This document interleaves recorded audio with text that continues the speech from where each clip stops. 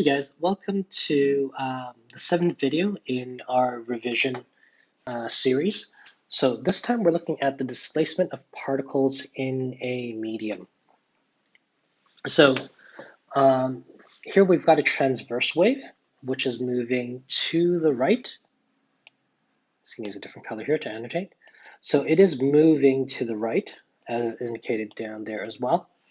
And something that might be helpful for us to see this whole thing is to also imagine an equilibrium line where the original medium used to be, and that it is being displaced due to the energy of the wave traveling through. So that's creating the sine curve, right? And essentially the particles have been displaced from the equilibrium position. And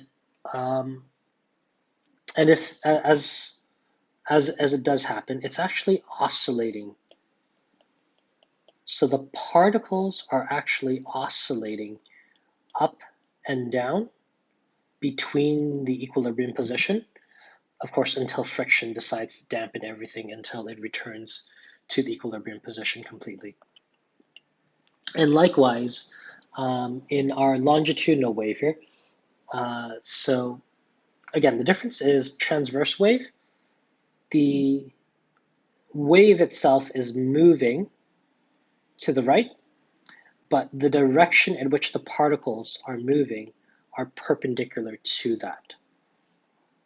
Okay, longitudinal wise, we actually have particles that are moving in the same plane. So the direction of propagation is to the right-hand side, but the particles actually oscillate back and forth.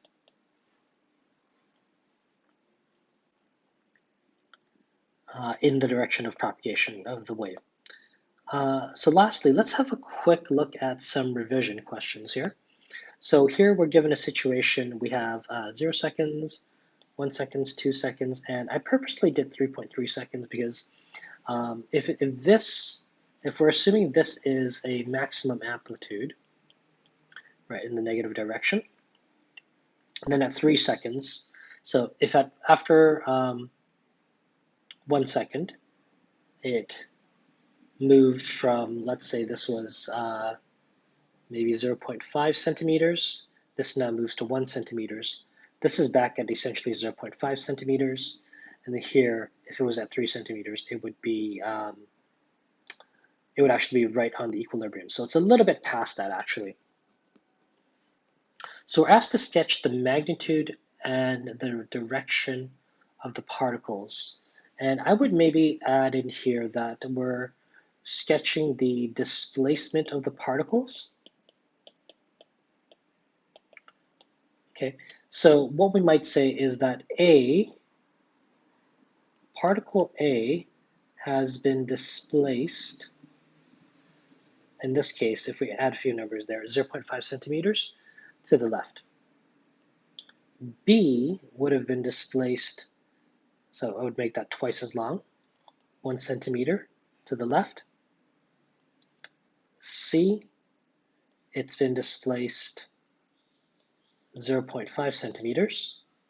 And then D, it's a little bit less than 0.5 centimeters, so maybe it's been displaced, say, 0.3 centimeters to the right this time.